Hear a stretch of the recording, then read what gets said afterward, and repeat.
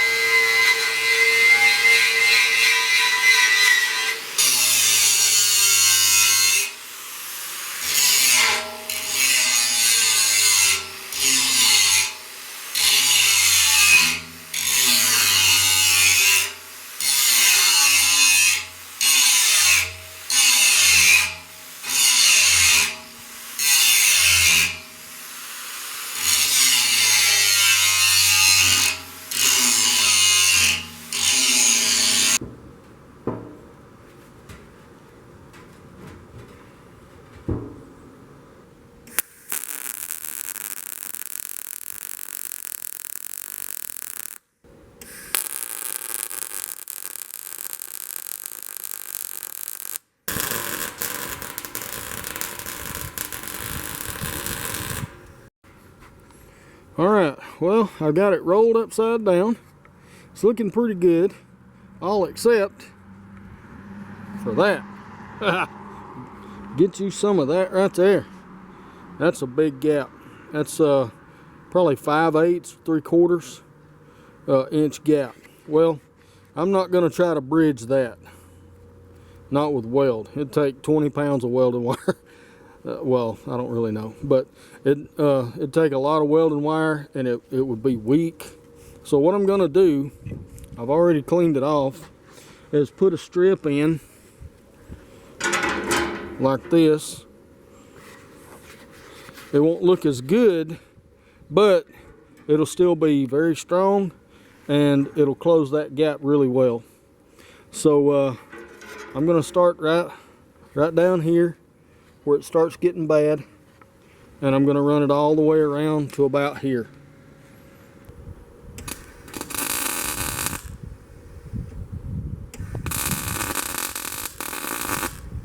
Okay.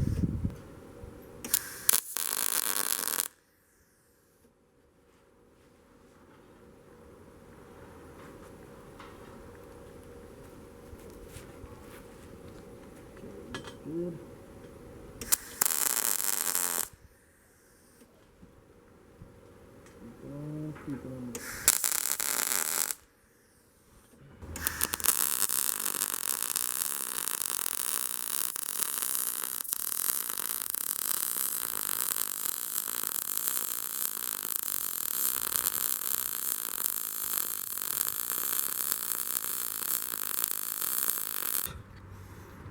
I'm just getting this thing welded together, but I'm doing it in different spots just to kind of, you know, help me take care of the heating issue and all of that. So, or at least that's what I hear. You know, people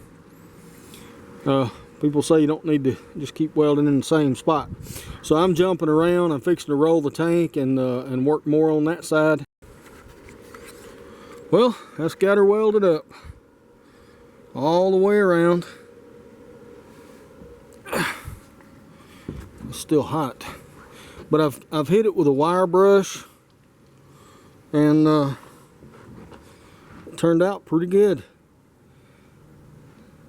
At least I think, anyway. But that's got that end back on it. Let's roll it up. Yeah, looks pretty good. All right, we're ready. We're ready to build a smoker out of this thing now.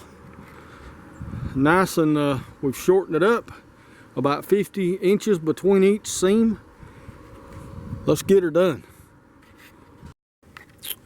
All right, well, I'm getting ready to start the door. About ready to start cutting out the door. This is going to be a big door, and it's going to be heavy, so I'm thinking about how to open it and how to assist open it and things like that. See if there's something I need to do before I actually start cutting. But this morning I had to go and bought some steel. Got some 3/16 plate for my burn box, and other things that I need for this thing. I got a bunch of tube, angle, and flat bar, and I got my new bottle. So I swapped out my argon bottle this morning. All right, well, let's get to it.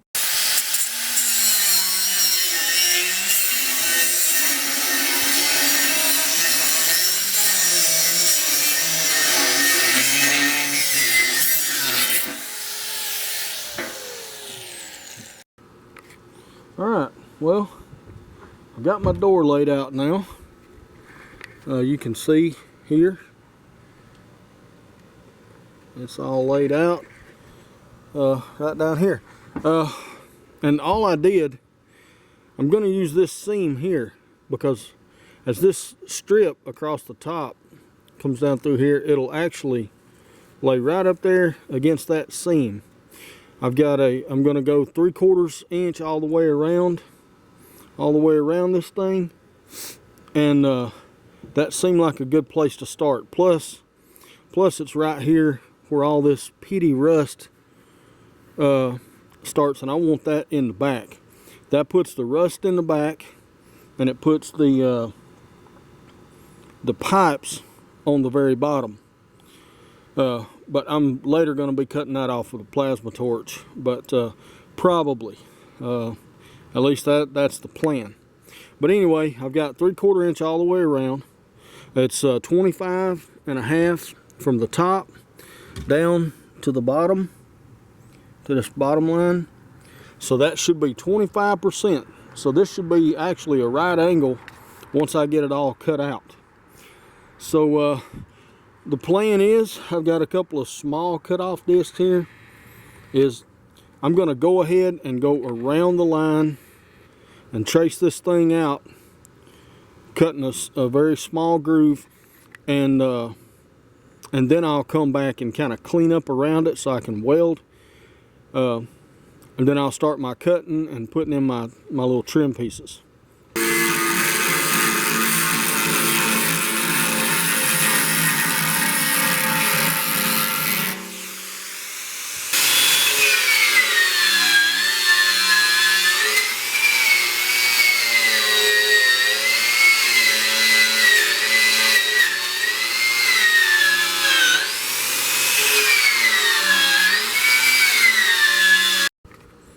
All right, well, it's got it all down to bare metal along the edge of the door. So now I can get ready to start cutting my door frame,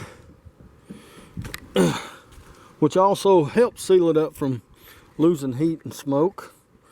But this is what I've got here.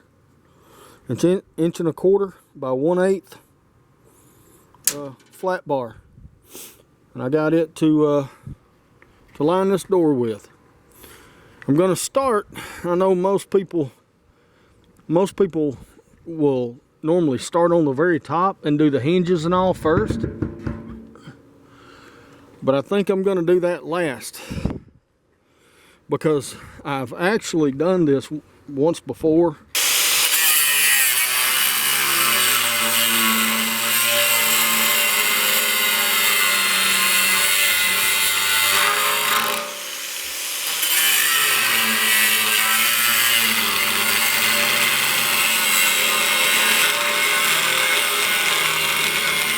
All right, well, here's the plan.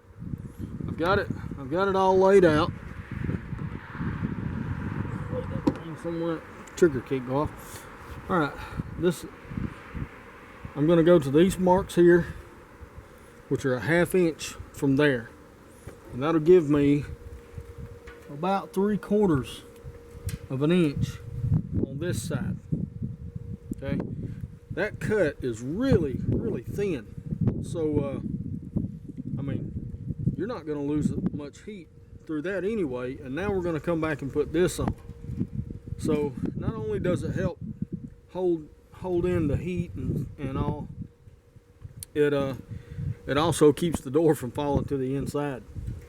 But anyway, what I'm going to do is tack this thing down. I've got it marked up here at the highest point. It's a 1/2 inch. And then I'm going to mark it. Well, I don't need to mark it down there. I'm just going to tack it and bend it. Tack it and bend it. Tack it and bend it. Tack it and bend it. All the way until I get to the other end. All right, let me let this wind die down just a little bit. And I'm going to get started.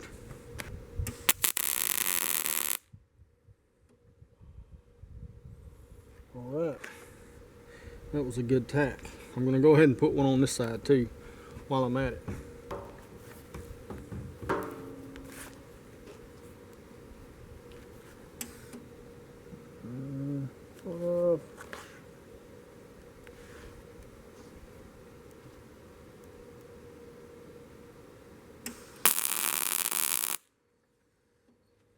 Alright, okay, now I'm just going to start pulling this down, bending it, keeping it lined up on my marks. Yeah, this is going to bend up really nice and tight. Alright, so let's just continue tacking.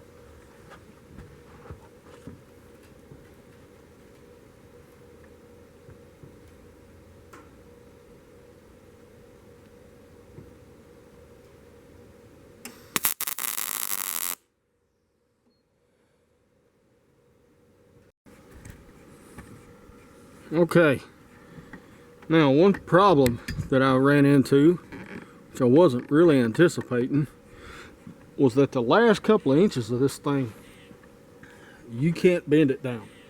I was lifting the whole tank just trying to bend that down, or at least getting it off my caster down there. So I welded on a little handle here that pushes right down to it. Now I can tack it down and everything will be perfect. I don't know if you can see that or not, but that was my previous attempts to try to lay the bar across this way. It just kept breaking. So all right, that's where I'm at now. Let me get this final tack, or these final couple of tacks in, and should be good to go.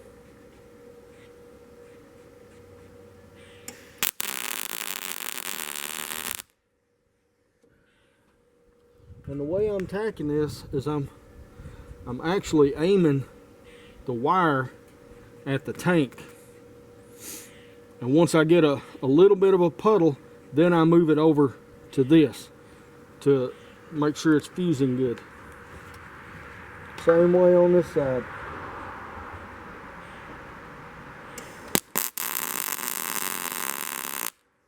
Like that. Okay, let me see if I can back up here. Alright, now I've got both sides on and stitched down, or tacked down anyway. They're good and tight all the way around, and I want to try to keep that. And the way I'm planning on doing that is, before I cut the bottom and the top, before I cut them, I'm going to go ahead and weld this down to the top, or down to the door. And I'm going to stitch weld where all my tacks are. My reasoning for going ahead and welding these sides a full weld, well, it's not a full weld, I'm going to stitch weld about 1.5 inches 1.5 welds where all my tacks are, and that's going to be the permanent weld for this thing. My reasoning for doing that is that this is tacked in, it's good and tight. When I weld this, I won't be having to introduce heat back into that again. So I'll have less tendency, my thoughts, is I'll have less tendency for it to bend again. I've had these things bend, well, I've only done one, but it bent because I was putting heat in this right here in these strips. When you put heat in here, that steel wants to bow out. It wants to bow toward the weld, or toward the heat, so it flares out. And that's why a lot of these, you see the door on the bottom is flared out a little bit, and they have to put a latch or something there to actually hold it shut. I may still have to do that, I don't know. This is an experiment. I'm gonna permanently weld these sides while they're tacked and held in place by all this other steel, and then I'm gonna work on the bottom and the top. So hopefully, since I'm not gonna be heating that back up after the bottom and the top are cut, I should be good to go. But we're gonna find out. We'll know in a couple of days.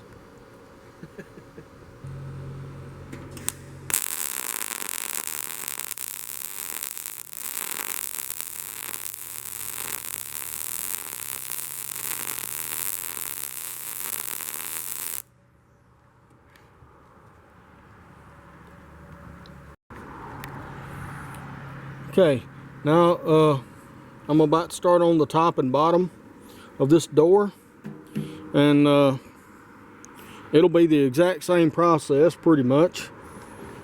And I'm even going to tack it like I did these, but not as much, because I am going to be putting a lot of heat in this door when I start welding it and stitching it up too. So I am going to tack the bottom strip and the top strip. With everything tacked up like this, I can do it without actually having to put my hinges in yet. The hinges will be the last thing I do on this door.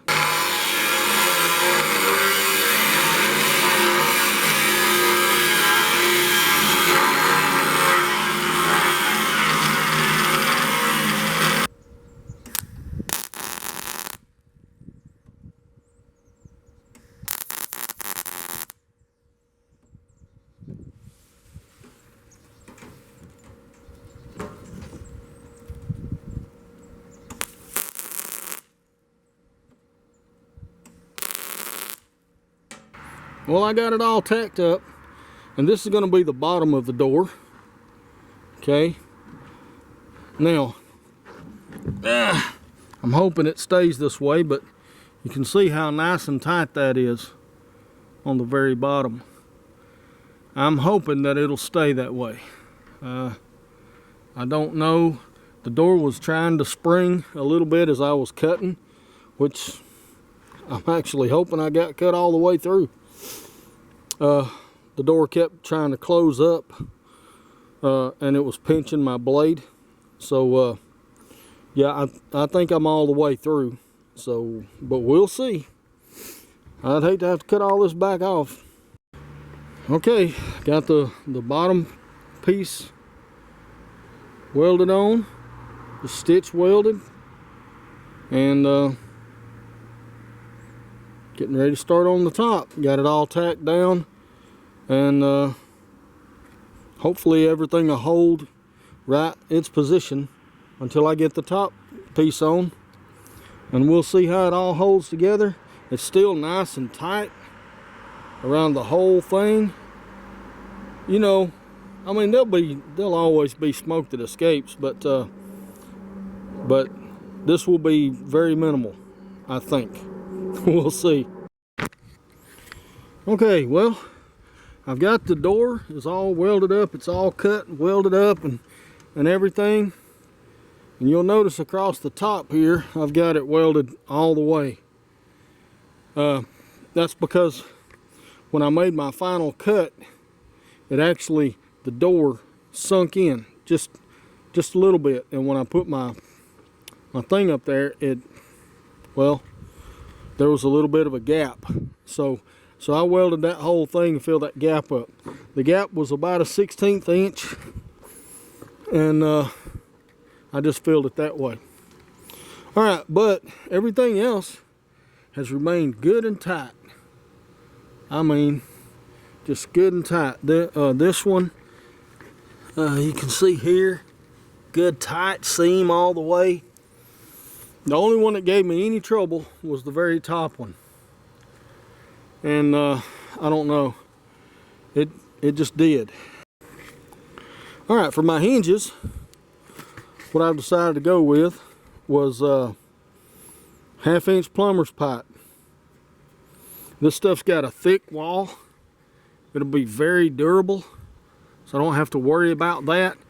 And a 5/8 inch steel rod. Okay, go right in there just like that. The only problem is that it's got a, I don't know if you can see in here, but right just inside there, all the way down the length, is a burr. Okay, that's where they welded the pipe together. That's got to come out before this thing will freely turn inside. So I believe that's true with all plumber's pipe and all tubing, but I believe you can actually get tubing that doesn't have that weld in it. But you know, you have to buy it at the steel store and all that, or whatever. So what I'm going to do is, I've got a 5/8 drill bit, or a 1/2 inch drill bit, and I'm just going to drill this out.